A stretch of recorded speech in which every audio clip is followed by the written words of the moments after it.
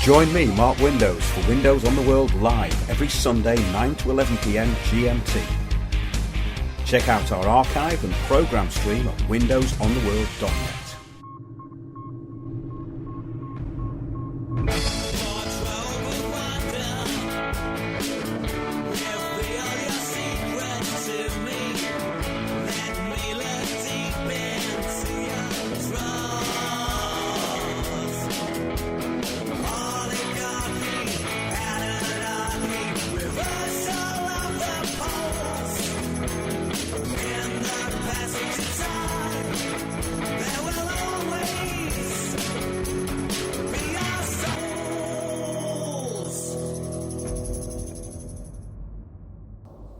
Welcome to Windows on the World. Tonight we're going to go into the far right, far left propaganda clown circus. I'm going to be joined by Sandy, and we're just back from a talk we did, which was yesterday, in Debden, near Saffron Walden in Essex.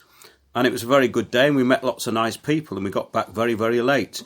And we're doing more and more of these talks, so before we start the show, I'm going to announce a few of the forthcoming talks. On Saturday, October the 5th, we're in Cheltenham, 12 till 6 p.m. That's the bigger picture, myself, Piers and Sandy, at Cheltenham Bowling Club, Suffolk Square, Cheltenham, GL50 2DX. There's an Eventbrite bookings page, linked to windowsontheworld.net homepage. On Saturday the 12th of October, we're in Pembrokeshire, St Dogmiles Hall, Mice Hovrid, St Dogmiles, Pembrokeshire, and it's SA43 3ES. All of these events are only £10 on the door. Can you believe it? £10 for an all-day event, and even a Q&A section afterwards, and also usually a meet-up in a local hostelry or establishment where we carry on.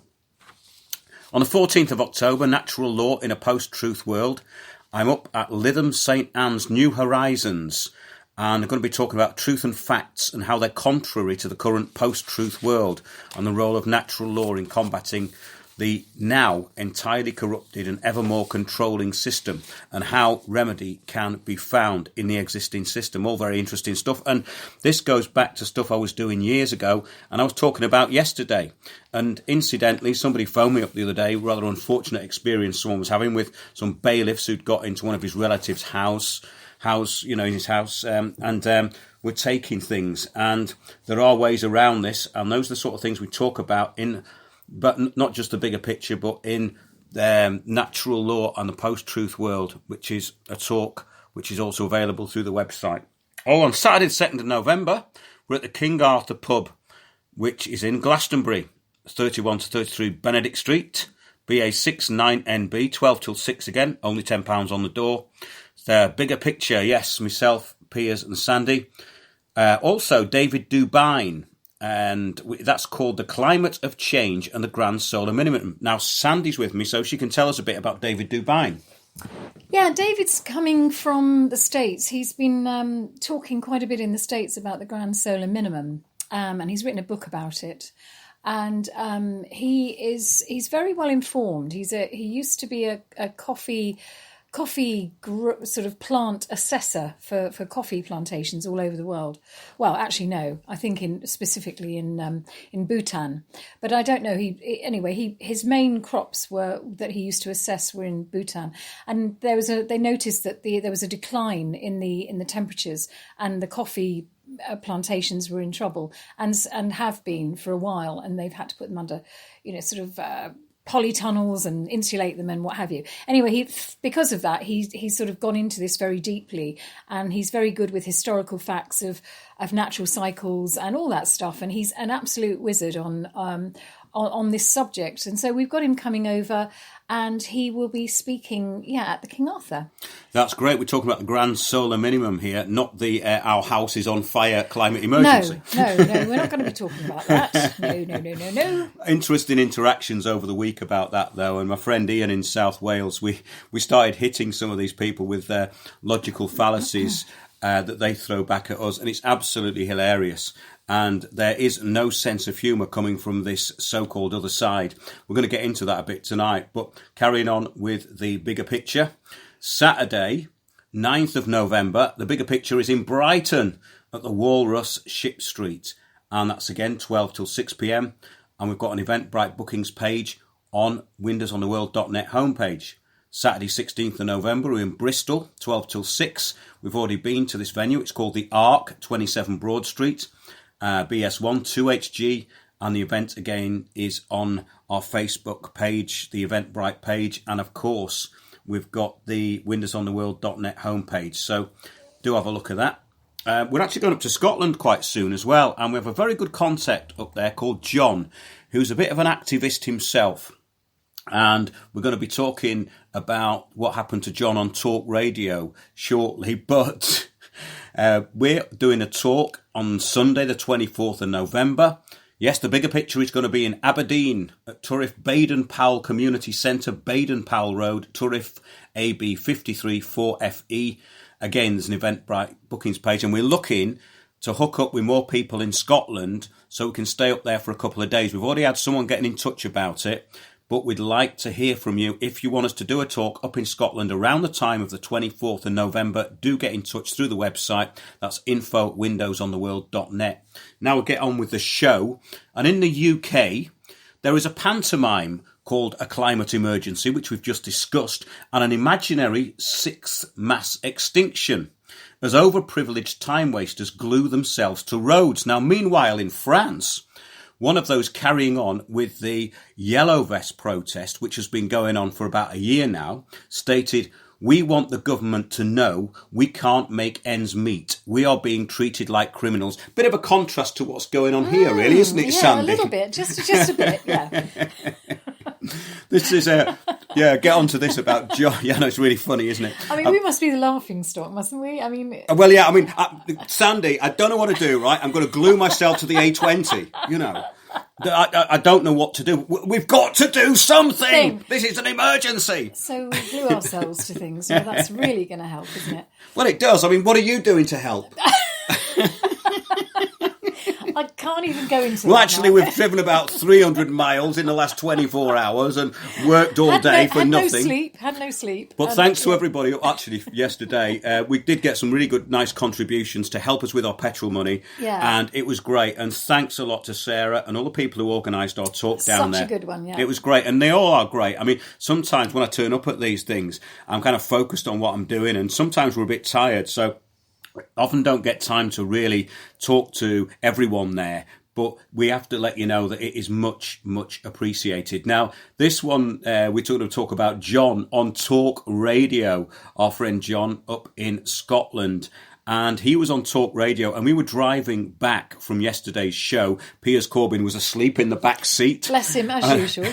And he was very tired. Yes, though. of course. He was very tired. Well, climate change is hard work, it's hard work. It is, indeed. And we got some information from our friend John, who'd been on Talk Radio, and he'd been pitted against an academic as basically the lone nutter in a voice of consensus. Yeah. And it was interesting, actually, because John sent me the interaction that he had with this Dr. Baker. And Dr. Baker wasn't really an expert in climate, but they had an email exchange because John's very thorough and he went through a lot of the points. And Dr. Baker came out with a lot of the things that academics do, which is basically appeal to authority. And it's interesting that academics are the most susceptible to propaganda, which is why they are used to reinforce an agenda and as the chosen appeal to authority. Now, this is interesting, right? Because often what they do as a kind of illogical comparison to, say, climate change is they will talk about this is like debating evolution versus creationism when it's nothing of the sort, right? Nothing to do with that. That's Absolutely. a logical fallacy. It is, yeah. And also there's the middle ground with creationism, which is called intervention theory, which was propounded by the late Lloyd Pye and several others. I mean, this is not a new or actually massively original idea. But it's the idea that maybe there's something in between the two poles. What we're finding is that the truth is often found between the extremes, isn't it? So we've got fake far right and fake far left. But this is the email that came back from John.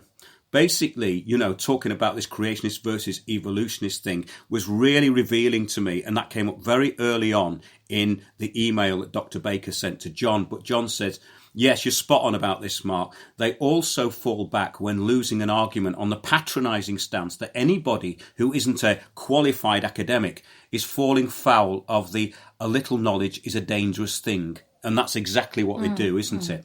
They tried that with me, he said, assuming I'd be the numpty for the scientist to expose, even though said scientist was no more qualified in the field of climatology than me. Very, very good point. And a point which is not brought up at all, because when we're talking about these appeals to authority, like the IPCC, a lot of these papers are put out by people who aren't specialists in the field. They've just got a PhD in something. Well, you have to do something, right? Yeah. And let's face it, a lot of them are, maybe they call them earth scientists. They might be soil scientists, they might be entomologists, they might be biologists, but they are not climate scientists. And that's the important thing. Well, this is a overarching kind of term, isn't it? Because the climate is such a complex and intricate thing that anybody who says that they understand it is probably lying. Yeah. Nobody understands it fully. We know the driving forces behind it, the sun, the solar wind, and all these sort of things, but it certainly isn't CO2, according to the evidence, the real evidence. However,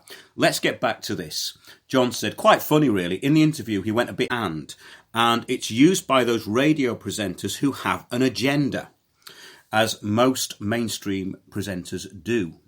But he said, it's why he moved the argument away from CO2 to another gas, so he didn't have to answer the questions that couldn't be heard by the listeners.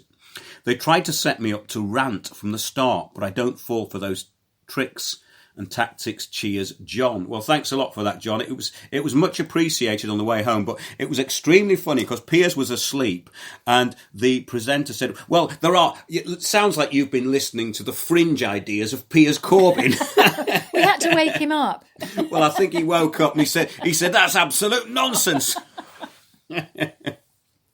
However, I mean, it's really funny though, isn't it? That's the logical fallacies and ad hominems brigade. They all do the same thing, and we've been covering that in our recent shows, like the hive mind catastrophobia, all this stuff we've been doing recently. But in putting shows together, often the UK media comes up with an article which will actually glue the show together, which it has done tonight. The narrative controlling NGOs and the UK intelligence services are now merely mirroring the stupidity of the hive mind, which is referred to as the left, and pitting it against the non-existent and laughably absent far right. The far right now means anyone who votes Brexit or prefers a fry-up instead of granola. This week, the absurdity has reached new lows, and the clown show of the invented far right has bloomed into comedy gold. We've got some great stuff on this tonight. Here is an article by a hive mind logical fallacy agent to get us going. He's called James Moore and he writes in the UK Independent. And he states, the Brexit religion is turning into a cult, and a death cult at that. We're talking Al-Qaeda, perhaps the Branch Davidians under cult leader David Koresh, or one of those other unhinged sects. Now, can you see what they've done here? This is exactly what the intelligence services do, but he's kind of putting it in writing. And it's absolutely ridiculous, because not only is comparison completely wrong and illogical, but it's actually got nothing to do with the subject, because as it goes on, you'll find out what I'm talking about here. But he says, here we have sort of principles. Basically, the UK intelligence services rolled into a bunch of logical fallacies by someone who's been programmed. And he has linked the voting majority of adults with extremists and unhinged cults as per the MI5 narrative, as we're just saying now. This is the hive mind at its predictable best. He carries on. It's often said that Brexit is more like a religious faith than a political movement, because the rational arguments have all been demolished and reality has debunked the claims made by the Leave campaign during the EU referendum. Now, there's no truth in that whatsoever. No, whatsoever. But said by who? By the author. He's the only person who said it. As I've not heard anyone make that comparison. It's a generalised and completely untrue statement. It's got no basis in reality. And this is extraordinary when you think about it, that this is coming out of a newspaper which used to have credibility. Yeah.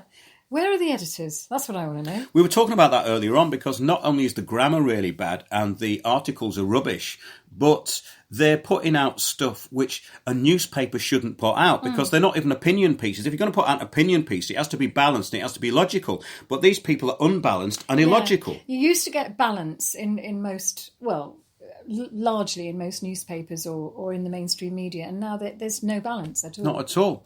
It carries on. You know the ones that held that leaving the EU would be easy and we could have our cake and eat it, per the bozo in number 10 Downing Street, and we'd get rich quick if only the dead hands of Brussels were removed from the mighty Britannia. Now, what he's doing here, again, is going off completely away from the facts. The author doesn't realise that we could leave under Article 24 of the World Trade Organisation rules. So there's no facts here. And it's also lawful. It is the previous bozos from the party he is talking about who have effectively gone against the voting majority. And he didn't say that, did he? You know. It carries on. Ask people like that man in Birmingham. Now, there's a man in Birmingham, and he made some stupid statements. So what the BBC have done, they've gone out to try and find someone stupid to make Brexiteers look bad, because most of them don't look bad. They just say we want to leave the EU, right? Yeah. But this fella is probably mentally ill or something, and he said, well, I might not be able to get me insulin. Now, it's probably a naive and silly comment, which they've edited in. This is a typical Brexit voter, you know. Absolutely disgusting. Yeah. He says, ask people like that man in Birmingham how they think their lives will be improved by Brexit and what the EU has done to inspire such a venomous hate that they're willing to die and kill other people along with them. Has anyone said this? Nobody has said this, right? They just say we want to leave the EU. Yeah? We're not leaving Europe, we're leaving the EU. It's very different. We're still Europeans, and we have been for thousands of years, you know. It's absolutely ridiculous. He says, and they probably couldn't answer, he says. Well, actually, we can, and we have. The high priests of the Church of Brexit struggle with that, so they turn instead to myth. Now, what planet is this idiot on? He's probably an extinction. I suppose you're the sort of person who supports Extinction Rebellion. No. I suppose you're the sort of person who thinks that Greta can't see CO2. I suppose you're the sort of person that thinks that Greta doesn't sail on a Rothschild yacht, you know. I mean, to use their terminology. It's absolutely ridiculous. Now, this has more logical fallacies, this article. That's why I pulled it out, yeah? It's got more logical fallacies and outright lies and negative attachment to demonise through the usual ad hominems than a small paragraph in The Guardian. You know, that's unbelievable, isn't it? You know, the article revolves around someone interviewed by the BBC to selectively make Brexiteers look stupid while the Remainers do it en masse. So finding an idiot amongst them needs no editorial bias. That's my opinion here, by the way. Yeah. Am I being biased here? Well, not really, because you look at the reasons that Remainers want to stay in the EU, and they usually haven't got a logical reason. But it says, what the Beebs man shows us is that at its fringes and increasingly at its core, their Brexit religion is turning into a cult and a death cult at that. We're talking Al-Qaeda. Again, going back to what you said to me. Now, this is absolute subversion. And it's the sort of thing that actually comes out the intelligence service. It's that clumsy and ridiculous, you know. I mean, this guy's so stupid, he could actually work for MI5, you know. He says, now, why isn't this person talking about the death cult called Extinction Rebellion? Why isn't he talking about that, you see? Exactly. I mean, that is a death cult because he's a part of the hive mind who are programmed by those who create that particular death cult. That's what it is, isn't it? It's all about the hive mind. So he's part of that hive mind. He resonates with that hive mind, you know. But the role of the intelligence services and the NGOs and the likes of Hope Not Hate, which is a registered charity, are in reality the mentoring program for the hive mind. See our previous shows where we outlined the rules of group thought in terms of ideology. Now, the group, it goes into groupthink here. The group believes something which in reality cannot be defended through established facts, a bit like climate change. They create a group ideology that is resistant, intolerant and hostile to anything outside its strictly controlled narrative. They then block anything which challenges it using false and unsubstantiated argument and ad hominem attacks, which become increasingly hysterical the more their lack of facts for their belief is challenged. Now, that's exactly what happens. And this happens on social media all the time. And we did an experiment the other day, and we started using logical fallacies against the logical fallacies that were being used against us. And guess what? It goes quiet. Because they don't know what to do. They actually break down. And actually a lot of people jumped into this. I don't go on Facebook very often. But it was really interesting because it showed that this hive mind has no idea how to actually even put a fact across. So in other words, it's a very clever social engineering program, isn't it? Yeah, the thread went very quiet, didn't it, when you... Yeah, we put some really funny stuff on it, though, and it ended up in kind of comedy. It was a parody, really, of what they were doing. So we parodied what they were doing. Yeah. And then it all sort of stopped. So I think ridicule, according to Saul Alinsky as well, and they're meant to be using Saul Alinsky rules, a lot of these people. Look up Saul Alinsky's rules for radicals. That came out of David Cameron's big society in 2010 and Obama's community organisers in America. And the result of that is what you have in your local council. Saul Alinsky rules and a thing called the Delphi technique, which we talk about in our talks and tell you all about how it works in your local council, because that's where it matters, really, isn't it? Or is it where it matters? Because I don't think it is where it matters, because your local council has no control over most of what's happening in your local area. And it's getting worse because they're forming regional councils, yeah, which is moving the decision-making further away from the people. So, yeah, they don't have any power. Yeah. And so it is that those countries, this is interesting, right? Those countries who have suffered the tyrannies of totalitarianism and don't want to be part of the destruction of all thought, nations and mind are labelled far right by the hive mind lunacy of those of the hive and the organisations and government bodies that feed them, especially in mollycoddled countries like ours. Isn't that true? Yeah, it is true. People who've lived in ex-communist countries are resilient to this hive mind because they've actually had to live under it. Yes, they know what radical communism looks like. And particularly the Eastern Europeans. Yes. Not like the school children who were on Friday using that chant which was popularised by the puppet masters of the Occupy movement. They were actually shouting, "This is what democracy looks like." The irony was not lost on me. Oh my goodness. That's straight out of Occupy? It's straight out of George Soros stroke Occupy, but that's obviously a right-wing conspiracy theory, isn't it? Of course it is. And yes, and that's what we are, apparently. I think these right-wing conspiracy theories have got a bit of mileage, you know. Yeah, they certainly have. Well, this is from abouthungary.hu news. This is from a website, and that's just basically what we were talking about a minute ago. It says, Hungary will not bow to pressure or blackmail over migrant quotas. The government official said, "We will not yield to the blackmail of either Soros, NGOs, Western European government or Brussels." Minister Sijato said, "We will not implement the compulsory settlement quota and we will continue to oppose it as we have so far." The foreign minister has hit back at claims by Italy's new coalition that countries that don't take in their share of illegal migrants should be punished. Now, can you get over the absurdity of this? No, I can't. Yeah. Peter Sijato, Minister of Foreign Affairs and Trade, said Hungary will not bow to pressure or blackmail over migrant quota system. "We will not yield to the blackmail." He said, "We will not implement the compulsory settlement quota." Now, this is about Italy opening borders which are dangerous to Europe, as stated by Hungary. The foreign minister said on Sunday that all decisions that involved the opening of European borders to migrants were regrettable, including the Italian government's, but Hungary will continue defending its borders. It will be another attempt to exert pressure on member states to approve the migrant quota, which shows that the mandatory distribution mechanism is still on the agenda. Sijato said, "We reject it. Hungary will not accept any type of quota and will defend its borders by all means," he said. Now, this is what they would call in this country extreme hate, extreme far right, and hope not hate would be jumping down your throat, as they have done about anybody who raises their voice out of the hive mind. And what I was going to do now is hand you over to Sandy, who's going to talk about the UN Replacement Migration Compact, which is what this Hungarian minister was actually talking about. So, Sandy, you've been looking into that, haven't you? Well, yeah. I mean, a lot of people think it's a conspiracy theory, of course, but there is an EU replacement migration programme, and you can look it up.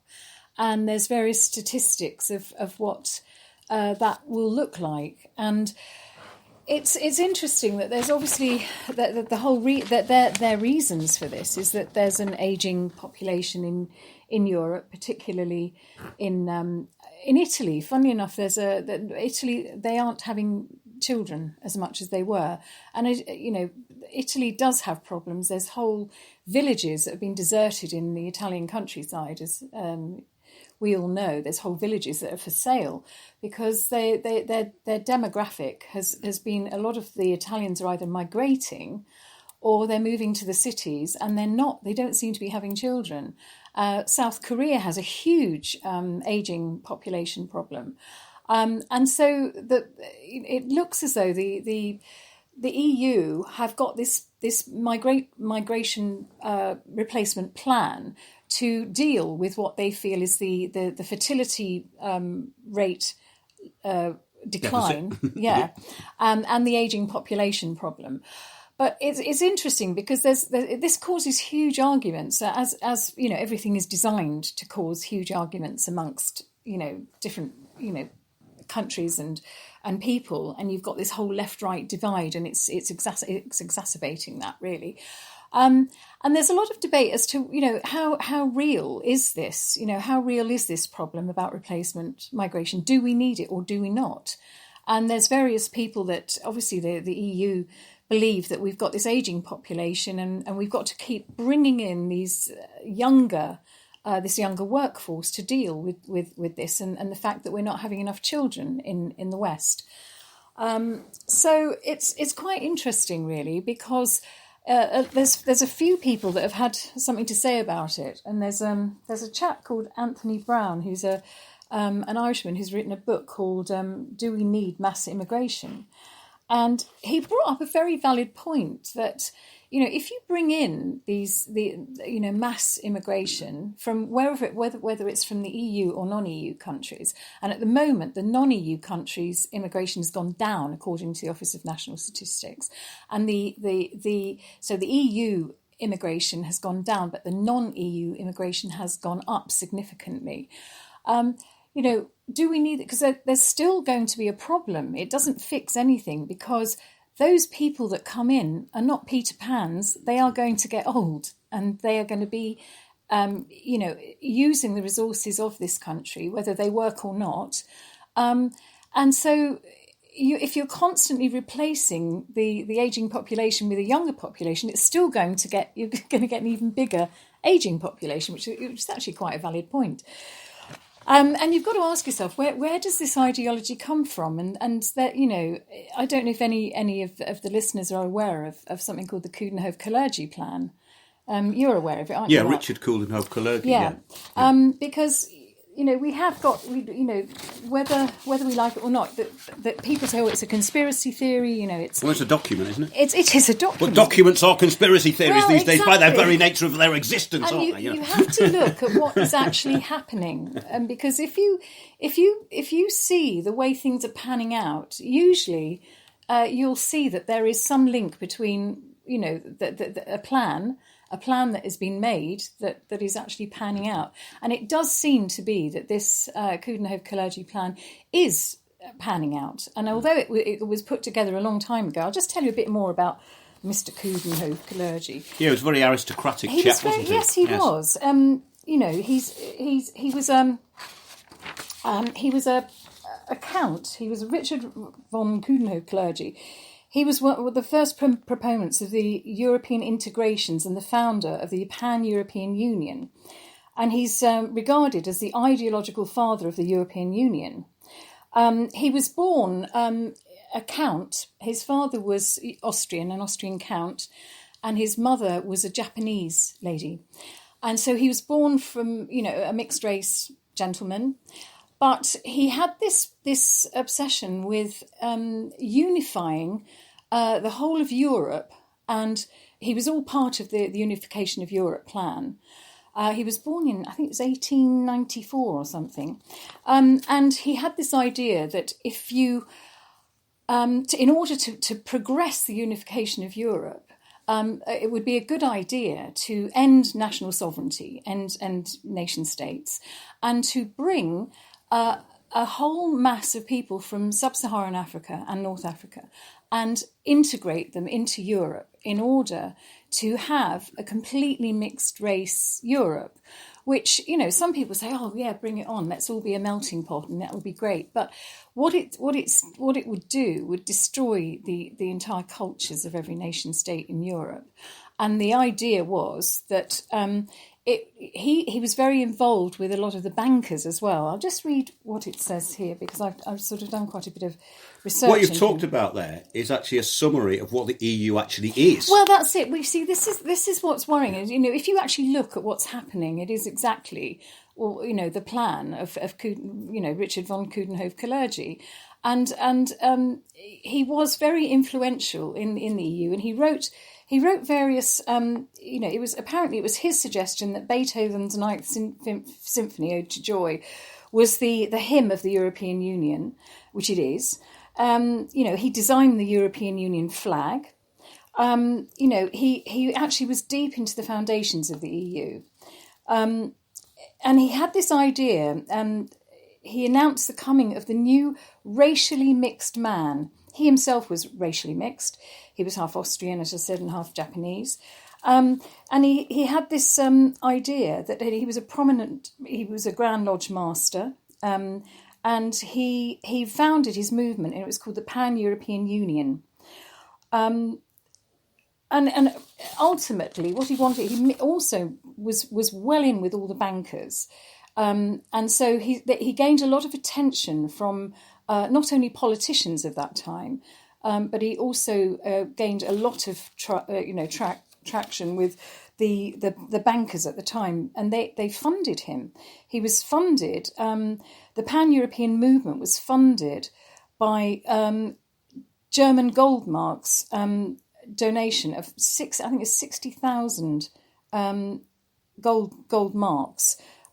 By Max Warburg, and he came into he made friends with also the Baron Louis Rothschild was a member of the famous banking Rothschild family. He was involved with the Pan-European plan, and all of this was brought together to actually be an economic order, and it would be a good thing, because in their own way they thought that if you could create a race of people who didn't have roots, who didn't know who they were, didn't have a sense of national identity, they would be more easily controlled. And it's kind of ironic, actually, because if you look at the history of Japan, the reason why they were such a strong nation is because they were totally immune to subversion. In other words, infiltration by anyone else. Yeah. And they kept their bloodlines pure. Yeah. And that's the whole essence of samurai and all of that stuff. So it's very interesting, isn't it, that you get this. That's a bit, supremacist. That's a bit right-wing, isn't it? It's a bit Japanese supremacist, isn't it? It certainly is, yeah. Because the thing is that when I go to other countries, I respect their pride in their country because it means that they want to show you things and they're kind of excited about it. Yeah. And they go, oh, look at this. Have you seen this? Have you been here? Oh, do you know we do this? And that's what's interesting about going to another country, right? Yeah. So you can be very nationalistic, which I'm not, by the way, it's an interesting thing because I'm actually, in my own way, I am quite rootless, in the respect that I don't have sort of roots anywhere. I kind of like where I come from. I like parts of it. I like other parts of the world. But I seem to work on a different level. But on the other point about this is that the aristocratic elite live very different lives than everybody else. Yeah. So when the elite are talking about this sort of stuff and imposing it on everybody else, to me, that's what's wrong. Exactly. And this is the whole thing about, everybody likes, I do, obviously we've benefited in lots of ways from immigrants coming in and we've received some of their culture. We've got amazing, you go to New York and you've got the Latin Quarter, you've got the Chinese Quarter, and this is fantastic. You've got an appreciation of other cultures in your culture. And that's great, provided it doesn't interfere with your culture and that the indigenous people are not replaced by anybody else. That's, I think, where the argument falls down, when you find that there are countries where there's more indigenous, more immigrants coming in and changing the culture of the indigenous people, which, let's face it, everybody bangs on about indigenous cultures being taken over by, the British Empire or the Dutch Empire or all the other empires that happened. But when it comes to their own culture, suddenly it's non-PC. You cannot talk about the destruction of European culture. And then you have to ask why that is, and then you look into that. And then you find out that what it's about is the destruction of a particular culture. And then you look at how that's happened. And then you look at things like ideological subversion. Then you start listening to Soviet defectors and what they're telling you about ideological subversion and why it won't work in a country, again, like Japan, okay? Because Yuri Bezmenov made that point very, very strongly, which is ironic. When we talk about Richard Coudenhove-Kalergi, he said that the Japanese would not be subverted ideologically. And that's a really interesting point, because these little sovereign nations, of which there are a few, they are immune to ideological subversion because they have this belief that they have a culture. Now, culture is very interesting. Now, the whole point and the whole irony of what this is all about is when they talk about diversity and vibrancy, they're talking about the death of those things. Yeah. They're actually talking about the death of those things. Because once you introduce self-policing and political correctness, and you can't go here, you can't go there, you can't look at this. I don't get that when I go to other countries. No one imposes that on me. And you go there and you want to actually experience it. Now, the other point is that this destruction of the indigenous culture is an interesting one, because what you're getting really with a lot of economic migrants is they want to come here, use the system, which you would, right? Yeah. If you're from a country where you can buy a house for 15,000 English pounds, you're going to come here, work, and then leave. You're not going to give anything. You're going to take as much as possible and go. Yeah. Who wouldn't, right? Yeah. So that's the point. It's nothing about race or anything like that, but who wouldn't do that? Yeah. I would do it, you would do it, and other people do it. So, but what's the main issue here is the social engineering and manipulation of people and populations for this end, which is of no good to anybody. No. And actually, and it was interesting, because I did look at a lot of statistics today about this. And there is an argument that actually the UK would be fine if immigration did stop. Not stop, but if it was pared down to a reasonable amount, it could be overcome quite easily by simply, people are living longer and they are healthier. So by just extending the retirement age to 70 or 75 and people just working on a bit longer, it would be fine. But we've got this replacement thing going on where it's almost as though, I don't know, there's a lot of homelessness amongst the over 65s in England at the moment, particularly men. And the thing is that London is overpopulated with and there's no social housing to take these people. And so you're getting a rise in rents and all sorts of things that normally wouldn't happen if this influx of people weren't coming in. It's the 4 stages. It's demoralisation, destabilisation, crisis and normalisation. Yeah. The crisis can be anything really, but we're in the destabilisation stage. And it's a planned destabilisation. Yeah. It's, in my view, in my humble opinion. Aunt Sandy, it's way past time for our favourite. The climate emergency is real. We have to hear from Greta Thunderbird and David Attenborough.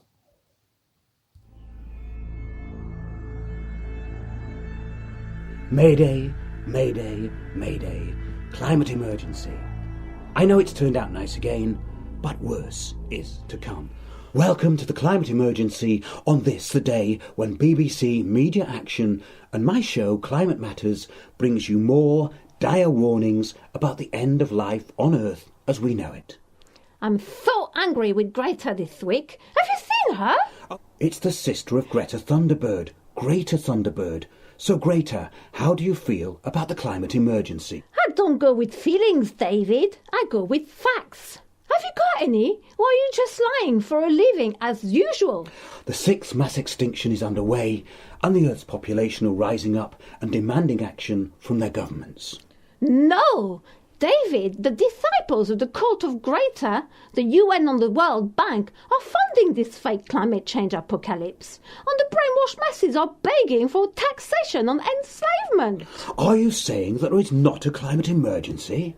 How can there be? We are still here, and the temperatures are lower than 100 years ago for this time of the year.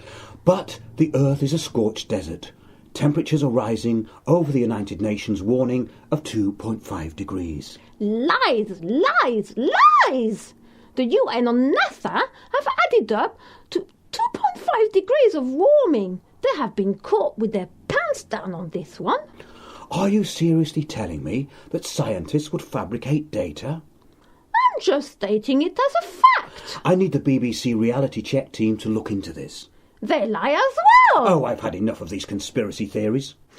No, you haven't. You work for the BBC. I suppose you think that we didn't land on the moon, that aliens brought down the Twin Towers on 9/11 and Elvis is alive and well and living in Margate. Stop using logical fallacies. I have to, it's in my contract. I suppose you think that lemmings don't run off cliffs and commit mass suicide. Well, that's not true. They don't. Oh, you told me. I looked it up. Disney faked it to make them look more interesting, yes. So, David, in order to make yourself interesting, why don't you jump off a cliff? Well, I have a huge fee for this, and I'm going to get paid first. That's always been my policy. I'm a BBC lovey, a well-respected and beloved naturalist, a household name, a legend in my own mind. Have you seen Greta recently? I'm looking for her. The great Greta Thunderbird, the spearhead of our movement, the Earth's very own eco-warrioress, incarnated in the frail body of a child. She's nearly 17, David. She hasn't grown up since she left Sweden. She won't eat because of idiots like you. That's why she's underweight. It's all these conspiracy theories like you that are ruining her life. She is obsessed by the weather and thinks the world is going to end. She gets up every day and it's all okay, so she thinks it's going to happen tomorrow. And so here we are, with the melting ice caps all around us, and the polar bears have all but disappeared from Antarctica, as we mourn the loss of yet another natural habitat. There's nothing wrong with it here. The ice melts and grows back. It's a natural cycle, and nothing's melting. Why are you lying? Because we cut in the melting glaciers in the editing suite, but that doesn't mean that there is not a climate emergency. Lack of evidence of one doesn't mean that there is not a climate emergency. We don't need evidence, we need a good show. So that's it from me in the last days of our dying planet. See you next week for more bad news on climate matters. You lying globalist stooge! When my sister finds out about you, you better run. We Thunderbirds never forgive, never forget, never forgive, never forget.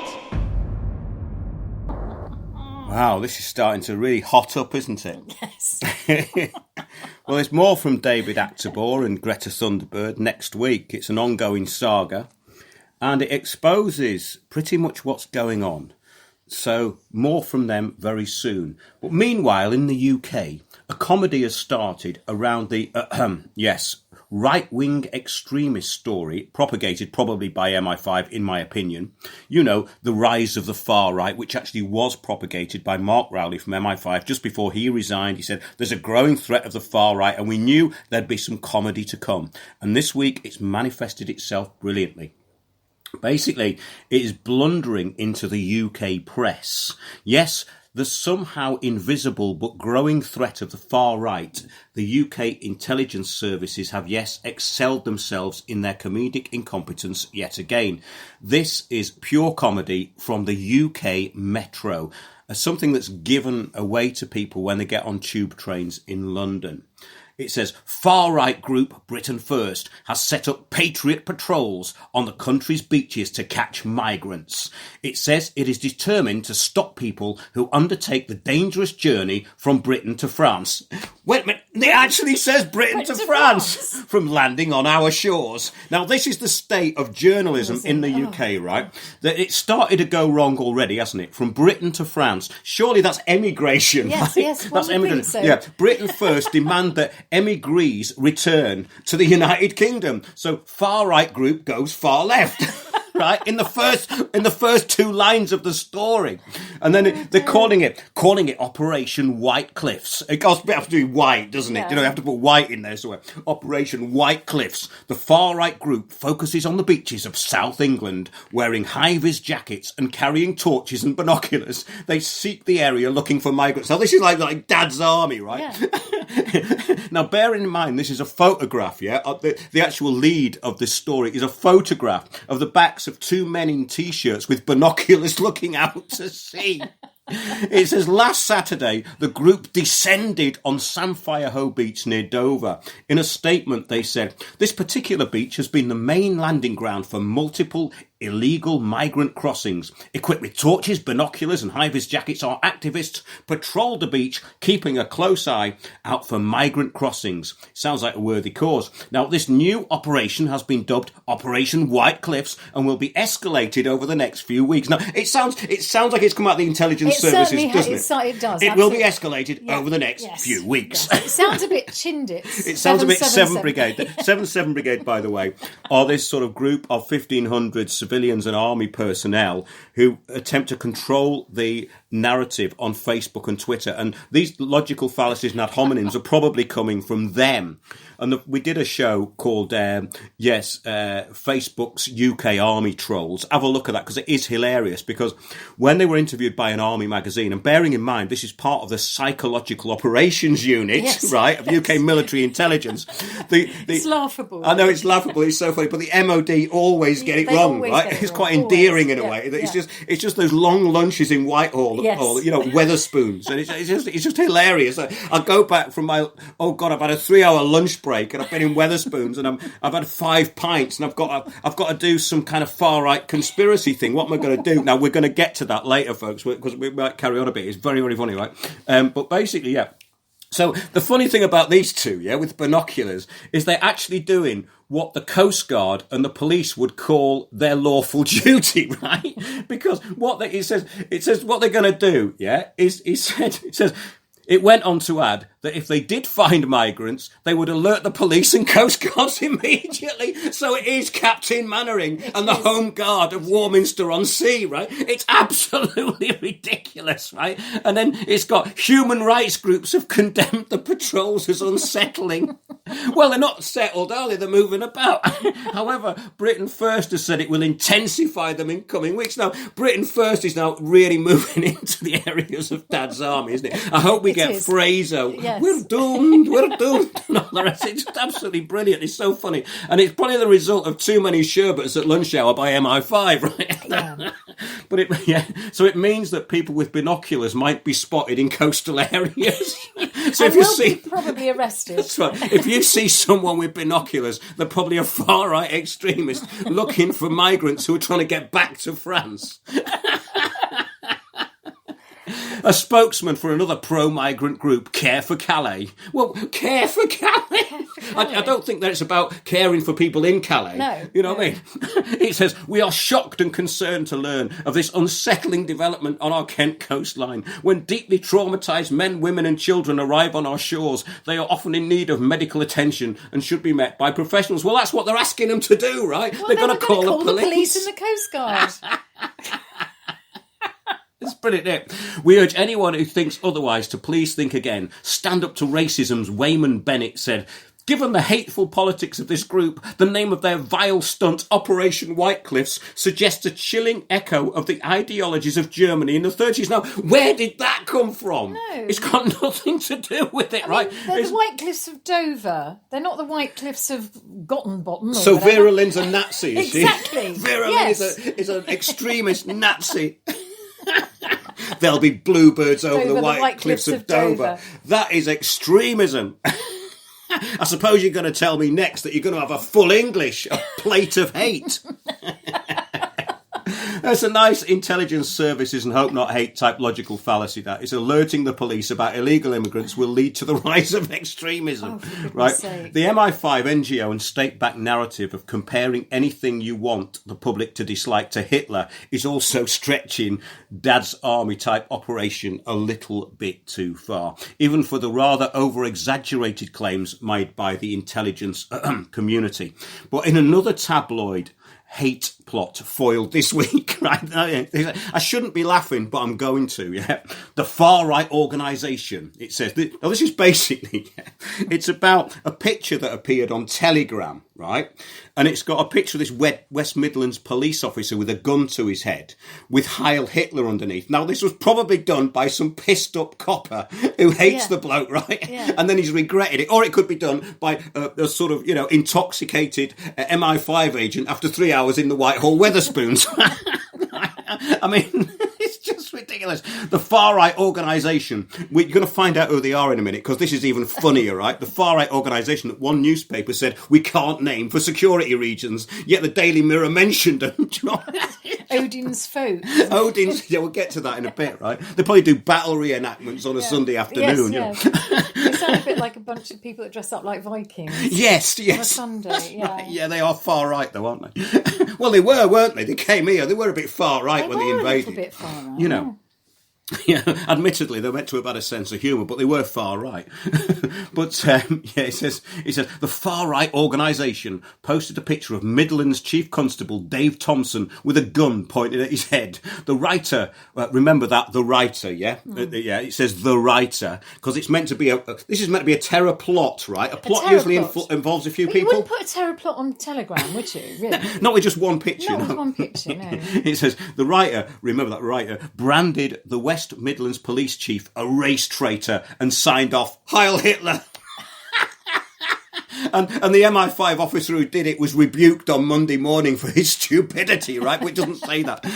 The Home Office spokesman said it had all the hallmarks of the most clumsy MI5 fake narratives he had ever heard and must surely be the result of a Friday afternoon binge drinking session at Weatherspoons in Whitehall. That has to be the press release, right? It came after counter-terrorism officers arrested a suspected extremist plotting an atrocity in the UK. Now, there's no detail on this, right? They ever existed. No. So it came after counter-terrorism officers arrested a suspected extremist, which has not been in any media whatsoever, but probably, in my opinion, didn't happen, right?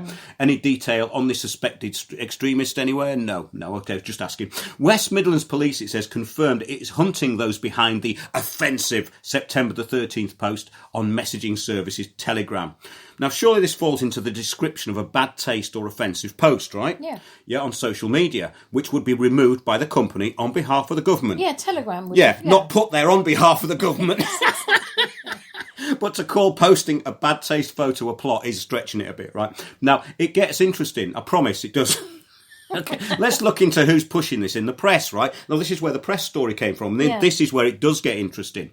It says, monitoring group, the Counter-Extremism Project, which is a non-government organisation. Of course it would be. Yeah. It would be an NGO. Yeah, but now they've pushed it. So MI5 probably, that idiot in MI5 has probably gone, this is my work for you for this week. And they've gone, okay, we'll put it out then. Which found the posts very conveniently before anyone else, right? Now, the funny thing is, the Counter-Extremism Project seemed to have intercepted this almost as soon as it happened in real time. On the ground, that's what our sources are telling us, right? So the group, which he says, which we are not naming to avoid giving them publicity, Odin's folk, right? Yes. Which they actually named. They did name. Yeah. In another version of the same article, right? It says, was very radical. And it's yet another, so the Counter-Extremism Project, let's go into this. It's a non-profit, non-governmental organisation that combats extremist groups by pressuring financial support networks, countering the narrative of extremists and their online recruitment, and advocating for strong laws, policies and regulations. In other words, online harms paper, that kind of thing. They're basically lobbying for the shutdown of free speech on behalf of intelligence. So it says CEP, or the Counter-Extremism Project, was formally launched on September the 22nd, 2014. by former senior government officials, including former Homeland Security Advisor Francis Townsend, former Connecticut Senator Joseph Lieberman, and Mark Wallace, a former US ambassador to, guess what? The United Nations. Oh, of course, of course. The mission of the organisation is to fight global extremism with an initial goal of disrupting the financing and online recruitment and propaganda of the Islamic State of Iraq and the Levant, which is quite ironic, really, because these people probably funded it in the first place. Yeah. So, basically, they're just passing money around, aren't they? This is a business project, isn't it? Yeah, this is the NGOs are all being... There's backhanders going around. Well, it's just incredibly funny. The group is modelled on United... You get this, you'll love this, Sandy. The group is modelled on United Against Nuclear Iran. I wonder who could be involved here. Not Mr. Netanyahu by any chance. It couldn't be anything to do with him, could it? You know, I mean, he wouldn't be supporting it, would he? An advocacy group led by Wallace, which has had success increasing economic pressure on the Islamic Republic of Iran. So, in other words, this is a lobbying group to start a third world war. Right? I mean, it's just like it's gone from. If it wasn't so tragic, it I would know, be funny. but this has gone from some drunken MI5 agent at lunchtime now to an international incident which could actually start World War III. Do you know what I mean? Yeah. So it says the group is modelled on United Against Nuclear Iran. Yeah. Now it says our other prominent board members include Gary Samore, August Hanning, Dennis Ross and Erwin Kotler. They're all named. You can look this up on Wikipedia. I wouldn't recommend you did go on Wikipedia, but for this kind of stuff, they're very accurate because they're in on it, obviously, right? If you want to look up Mark Windows, don't go on Wikipedia. No. Not a good idea. Well, I got blocked from there, you know, because I couldn't... Somebody slandered me on there and I wasn't even allowed to update it. They said that I was vandalising the page. Oh. Yeah, no, I've got... And it's totally... I'm going to do a show on it sometime in the future, but we have more important things to deal with than Wikipedia. Important. Right. But CEP, it's a 501c non-profit organisation. Oh, yeah. It can accept tax-deductible contributions on a confidential basis.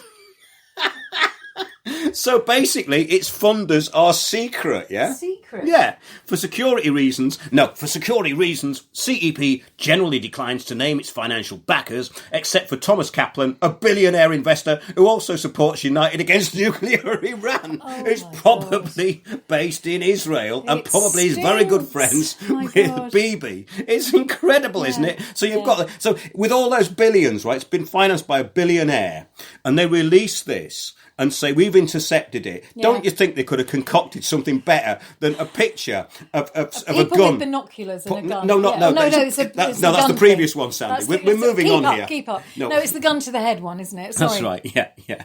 I mean, but on a more serious note, right, I've had much worse stuff aimed at me on social media, and most people I know have. So why is this a big deal? And also, then why do they promote this lobbying group, which they didn't even have to mention? It's kind of absurd, isn't it? It's kind of a shot in the foot for the whole intelligence services when they do this, because it exposes the axis of the US, the UK and Israel as a business partnership. That's all it is. It's a business partnership. So is it possible that they're also running programmes along the lines of the Institute of Strategic Dialogue, which came out of the Research, Information and Telecommunications Unit of the Intelligence Services, and also the Institute of Statecraft? Now, get this, right? Yeah. The Institute of Statecraft, whose website it states has been temporarily taken down because it's been hacked, right? Now, this was after a very demonised Labour MP, Chris William, doorstepped this propaganda outlet on their own premises, right? Because they had a place up in Scotland, which was a mailing address, I think.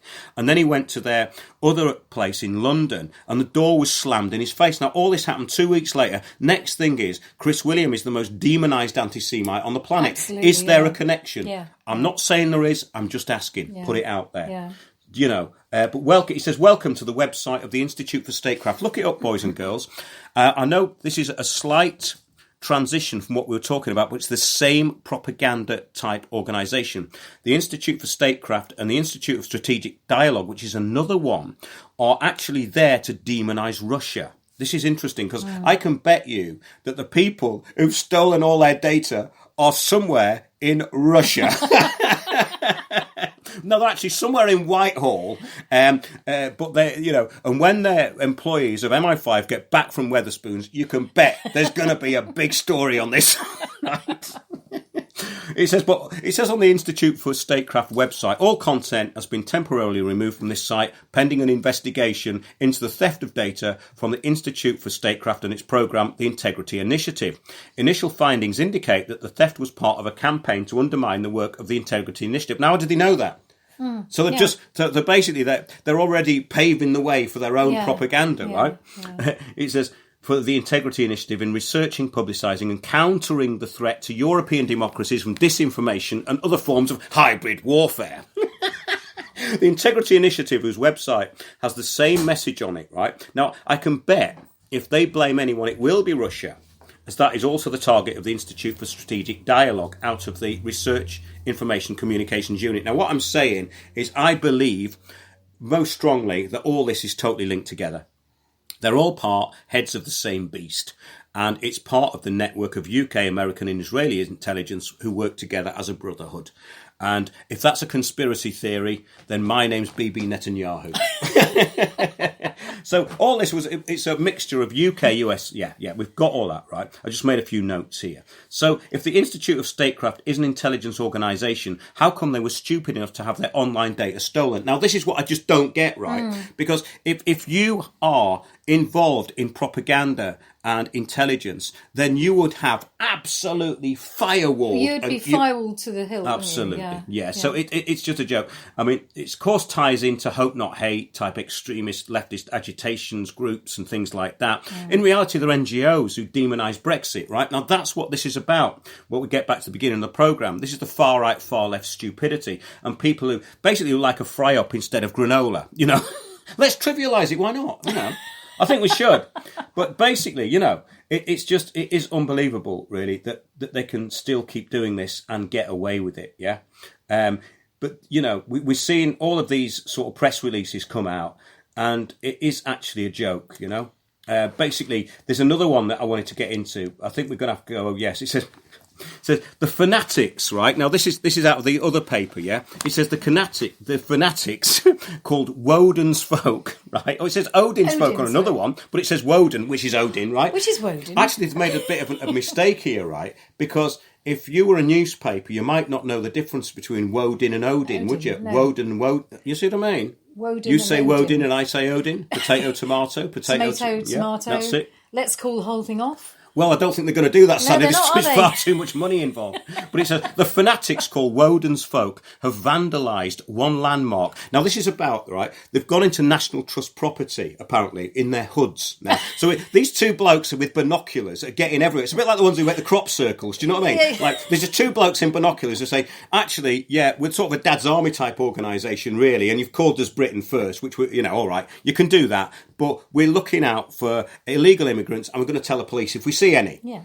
But that's far-right extremism, okay? So this next story is about this Woden's folk, and they've vandalised a landmark owned by the National Trust and vowed to take back England's ancient locations. Now, I'm actually with them on this because I think the National Trust have far too much power in this, Yeah. They're basically taken over so many things that they shouldn't have taken over. Well, they're all part of that whole thing, aren't they? Like, Britain for Nature or whatever it's called, and the WWF, they're all part of the same Heads of the same beast. Heads of the same beast. Well, that's a conspiracy theory. Yeah. Oh, sorry, it's a right-wing conspiracy theory. The Trust said it would step up security as it emerged the far-right group held ceremonies at two of its sites. Now, how do they know they were far-right if they had hoods up, right? The Heritage Conservation Charity said it knew groups held rituals at Avebury, the world's oldest stone circle in Wiltshire. Loads of people hold ceremonies at Avebury. Anyone who goes to Avebury has to put up with loonies in long robes talking rubbish, so they must be busy trying to sort the druids and navel-gazing narcissists from the far right. Exactly. Or are druids and navel-gazing New Age narcissists the far right anyway? Maybe they're incognito. I think they're all far right. They must be. They must be, mustn't they? All that knitwear and those staffs with crystals on the top. Well, it is far right, isn't it? Oh, it must be. It's an extremist ideology. But fanatics have also carved swastikas into trees at Wayland's Smithy, a Neolithic burial chamber in Oxfordshire. Now, wait a minute, right? So somebody's put a swastika on one of these places, right, that's wood, probably, yeah? Or maybe they carved it in stone. You know what I mean? Yeah. Well, So what does that mean? What does that actually mean? So someone's carved a swastika, and that's a sign that it's been taken over by far-right extremists who wear hoods, does it? Well, the swastika is an ancient symbol, isn't it? Well, if you go to places like India and Nepal, you see the swastika all over the place. Yeah. Everyone has them on the garden gates, but they're all far-right extremists, obviously, you know. But it says, it is claimed one ritual at a trust site was attended by members of neo-Nazi organisation Combat 18 and the banned terror group National Action. Now, wait a minute, there's a very important word in here. It is claimed. Claimed, yeah. The actual understanding of what this means is very important, because a claim is usually an unsubstantiated thing, right? It's unsubstantiated. So anybody can make a claim, but it is claimed, but it doesn't say by whom. No, right? So there's no source. So again, this is probably made up. It's actually, it's rubbish. Isn't it? It's claimed one ritual at a trust site. See, it's like them going that I'm a notorious far right activist. Now that's the sort of thing the extreme fake far left MI5 intelligence led operations would say. Because they have to go to extremes, because you cannot have any middle ground when you're talking about creating extremism, right? That's the important thing here. So now we've got New Age Nazis. Well, anything associated with Scandinavia or Germany must be hate-fueled extremist, mustn't it? It must be, really, mustn't it? So, I'm going to get rid of my hate-filled collection of runes and Scandinavian folk tales before I'm raided and blamed for posting hate on Twitter. But let's see what Woden's folks say about themselves, shall we? What do they say? It sounds like someone who meets up in a pub once a month, doesn't it, really? It does. I mean, it doesn't sound very far right to me. No, and it sounds like a fat bloke who's got a horn that he drinks out of in the pub. Do you know what I mean? And he goes, Arthur, can I? And he brings the horn out, and he's like, oh, that's his mead horn. Yeah, no one touches that. You know what I mean? Woden's folk boast about launching an English resistance and promise followers a reward in the afterlife if they die in the struggle for freedom. Now, this is where it's getting a bit silly, isn't it? This is where, right, they've crossed... I think what he's done, he's got back from Wetherspoons, right, at MI5, and he's got his Islamic State extremism mixed up with his Scandinavian extremism, right? Folklore. Because it says here... promise followers reward in the afterlife, which is what they say about Muslim extremists, right? So I think they've crossed the two together somehow. He doesn't say Valhalla, does he? No, he doesn't talk about Valhalla, no. In their struggle for freedom. Well, this is getting a bit silly, isn't it? I mean, it's becoming a pantomime, like everything else. It does sound like a group who get dressed up and meet up once a month in a pub, which brings us back to Wetherspoons, really, doesn't it? Has anyone out there ever heard of this lot, Odin's or Woden's folk? And if you have, please let us know. Because it's probably some debating group in a pub who are probably in hiding by now. I think they're just a bunch of people that like to reenact Viking stuff by the sounds of it, don't they? No, Sanit, listen, this is a major general Petra dish, right? Now, and the thing is that the group's website claims it is linked to Odinism. They claim they are linked to Odinism, okay? Now, a Norse religion followed by Anders Breivik, who murdered 77 Norwegian people in one day in 2011. So it's an Odinist extremist group originating from the very country that murdered its own... Oh, I've gone wrong. No, okay. Intelligence alert. Yes, sorry, we can't put this out. So... Now, here we go, right? Keep the links going. Let's go to they'll get to Joe Cox, right? Because they haven't actually mentioned it in this article, which is very interesting because they usually mention the Joe Cox thing, right? And the New Zealand mosque shooting. They're the two things they usually mention, right? So I think what we're going to have, we have an ongoing situation on the ground and in the air, and we're going to carry on doing it, So now, Odinism was and still is quite popular with those who like a bit of folklore. I would say, as an analogy, that this is the work of the equivalent of Loki the trickster, right? Now, what if they had any sense in these intelligence organisations? They'd signed Loki. Then people would look at him and go, "Ooh, he's a sinister trickster. Ooh, that is sinister. Oh, I'm a bit scared now. Do you know what I mean? But put something in that's a bit sinister, like Loki, the evil trickster. Oh, that's a bit occult. So where did Loki come from then? Sorry. Well, Woden's folk. Okay.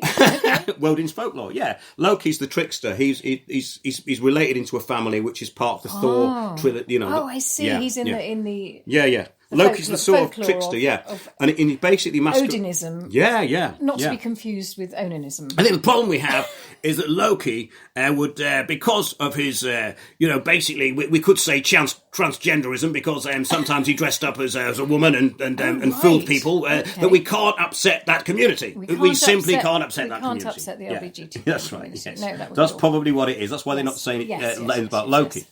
But it should have been called, right, Operation Loki. Okay. Then it would be like the intelligence services have unearthed Woden's folk, a terror cell working out of a pub in, Whitehall.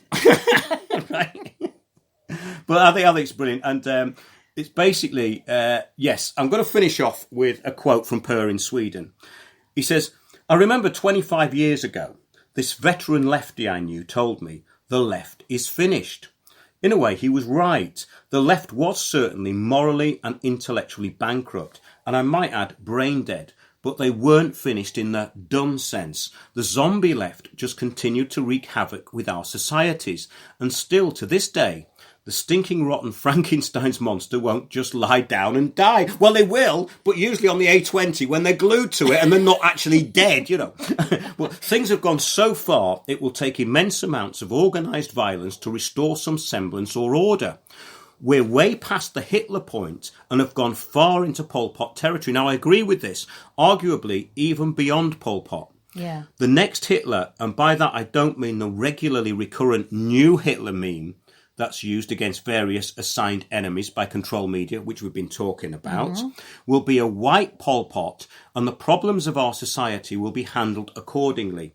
All degenerates will be properly disposed of. Now, as a sort of closing thought, I'd just like to share this. I would say this is where the useful idiots will meet their fate, as they will have outlived their usefulness and will be removed by the incoming totalitarian elite, as they will surely cause trouble once they know that their hive mind implanted fake agenda was for propaganda narrative control, destabilization and implementation purposes only. Right? So this is what I think is going to happen to this created fake left. Yeah. They're going to be sacrificed ultimately to hide the real motives behind the New World System. It really does look like the fake left and the fake far right were created entirely for this poons in Whitehall and dream up yet another extreme runes Scandinavian gods, and the real sign of extremism, a British cooked breakfast. Yes, the full English, hate on a plate is food for extremists. So that's food for thought from Windows on the World. I know it's been a bit long and a bit silly, but I've thoroughly enjoyed it. Thanks a lot, everybody. Thank you. And Bye. good night. Join me, Mark Windows, for Windows on the World live every Sunday 9 to 11 p.m. GMT. Check out our archive and programme stream at windowsontheworld.net.